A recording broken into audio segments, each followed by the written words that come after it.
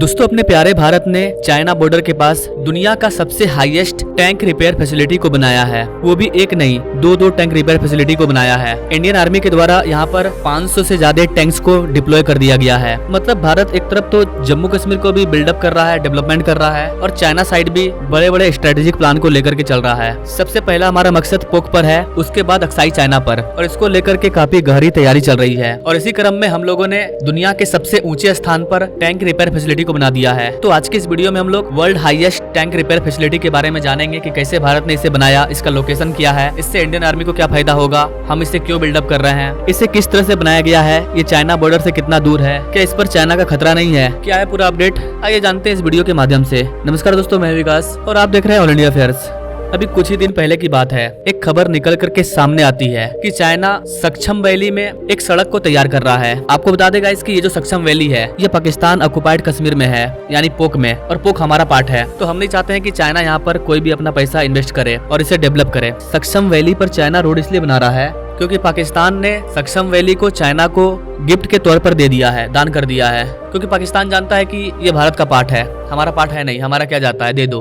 लेकिन भारत को तो पता है ना कि पीओके हमारा पार्ट है और पीओके का हर एक हिस्सा हमारा पार्ट है। यहाँ पर आप मैप से देख पाएंगे, ये है सक्षम वैली जो कि पीओके का पार्ट है, जिसको कि 1963 में पाकिस्तान ने चाइना को दे दिया, और यहीं पर चाइना कंस्ट्रक्शन का काम कर रहा है, जिसका कि नेगेटिव इम्पैक्ट भारत पर काफी ज्यादा पड़ने वाला है। कैसे? तो यहाँ पर आप मैप में देख पाएंगे, ये है सियाचिन का ग्लेशियर। तो ऊपर में चाइना आकर के बैठ जाएगा और नीचे में गिलगित बल्टिस्तान, जहाँ पर पाकिस्तान की आर्मी है। इस तरह से चाइना और पाकिस्तान दोनों मिलकर के हमारे इस वाले रीजन को घेर लेंगे, यानी कि वो लोग हमारे सियाचिन ग्लेशियर को कब्जा करने के बारे में सोच रहे हैं। और यहाँ पर जो हमारे सोल्जर हैं उनके लिए भी खतरा बढ़ चुकी है। जब भारत को ये बात पता चला कि सक्षम वैली पर चाइना कंस्ट्रक्शन का काम कर रहा है, भारत ने एक बड़ा प्रोटेस्ट भी किया, ऑफिशियली प्रोटेस्ट किया कि सक्षम वैली भारत का टेरिटरी है, आप यहाँ पर कंस्ट्रक्शन नहीं कर सकते हैं। लेकिन चाइना नहीं माना। 1963 में चाइना पाकिस्तान का जो एग्रीमेंट हुआ था उसको भी हम लोग अवैध मानते हैं, क्योंकि सक्षम वैली भारत का पार्ट है, वो हमारे पास रहेगा या हम किसको देंगे, इसका डिसीजन हम लेंगे। तो इंडियन आर्मी ने काफी एग्रेसिवली जवाब दिया। हमने सक्षम वैली के काफी नजदीक जाकर के दुनिया का सबसे हाईएस्ट टैंक रिपेयर फैसिलिटी को बना डाला और 500 से ज्यादा टैंक को डिप्लॉय कर दिया कि अगर वॉर होता है तो सबसे पहले तो हमें टैंक को रिपेयर करने के लिए कहीं और नहीं जाना पड़ेगा, और टैंक को रखने का हमारे पास एक स्थान भी मौजूद हो जाएगा।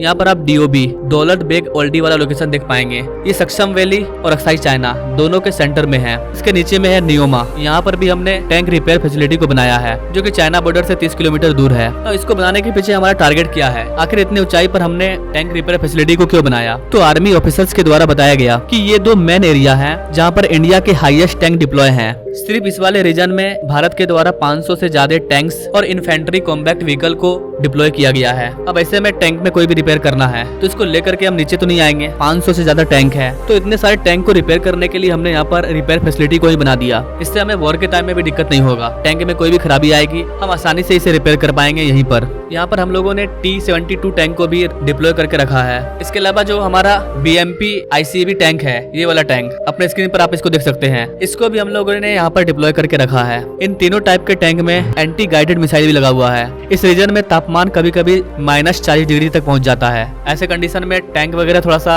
जाम वगैरह हो जाते हैं, तो यहाँ पर अगर रिपेयर फैसिलिटी मौजूद होगी तो हम इसे आसानी से रिपेयर कर पाएंगे। अब आप दिवाली में कोई रॉकेट लेकर के आए और 6 महीने तक पूरे AC में रख दिए, जिसके बाद आप उसे जला रहे हैं तो जल ही नहीं रहा है, तब तो वो बेकार हो गया ना। तो ये मेन रीजन है कि इतने हाइट पर हमने टैंक रिपेयर फैसिलिटी को बनाया ताकि हमें फ्यूचर में कोई प्रॉब्लम ना हो, यहीं पर हम टैंक को रिपेयर कर पाए। यहाँ का तापमान कभी कभी -55 डिग्री सेल्सियस भी चला जाता है। तो बहुत सारे रीजन है जिसकी वजह से हमने टैंक फैसिलिटी को यहाँ पर बनाया। अब सवाल आता है कि हमने इन्हीं दोनों लोकेशन को क्यों चूज किया? तो इसके बारे में भी मैंने आपको बताया कि ये जो लोकेशन है ये बॉर्डर के काफी ज्यादा करीब है। अगर इंडिया चाइना में वॉर होगा तो बॉर्डर से 10 किलोमीटर ज्यादा दूर नहीं है, हम आराम से टैंक को डिप्लॉय कर पाएंगे एक्चुअल वॉर साइट पर। दूसरा लोकेशन है नियोमा। नियोमा को इसलिए चुना गया है क्योंकि नियोमा में हम लोग एयरफोर्स के द्वारा फुल फ्लेजेड फाइटर बेस बनाने की तैयारी चल रही है। अभी 2 महीने पहले ही इस वाले रीजन की ब्लैक टॉपिंग कर दी गई थी। 2.7 किलोमीटर के रनवे को यहाँ पर तैयार किया गया है। यही कारण है कि यहाँ पर बाकी फैसिलिटी को लाया जा रहा है ताकि इसे और डेवलप किया जा सके। तो इंडियन गवर्नमेंट बहुत ही स्ट्रेटेजिक प्लानिंग के साथ सारे काम को कर रही है। देखिएगा इस बॉर्डर रीजन में जो भी स्टार्ट हुआ है, इतना ज्यादा डेवलपमेंट ये पिछले 10 सालों में हुआ है, इसके पहले नहीं हुआ था। और अगर इसी तरह का डेवलपमेंट रहा तो बहुत ही जल्द जल्द हम लोग चाइना के डेवलपमेंट को पीछे कर देंगे और अपने बॉर्डर को पूरी तरह से सिक्योर कर लेंगे। हमारा डिफेंस बजट लगातार हर साल बढ़ते जा रहा है। हम यहाँ पर रेल कनेक्टिविटी को भी पहुंचा रहे हैं। तो हम हर प्रकार से जम्मू कश्मीर वाले रीजन को, लद्दाख वाले रीजन को काफी ज्यादा फोकस कर रहे हैं और इसे मजबूत कर रहे हैं ताकि फ्यूचर में हमें कोई भी प्रॉब्लम ना हो। बाकी आप इस चीज के बारे में क्या सोचते हैं कमेंट कीजिएगा और ऐसे लेटेस्ट अपडेट के बारे में जानने के लिए हमारे चैनल से जरूर जुड़िएगा। Now thanks for watching. मिलते हैं अगले वीडियो में एक नई जानकारी के साथ। तब तक के लिए जय हिंद।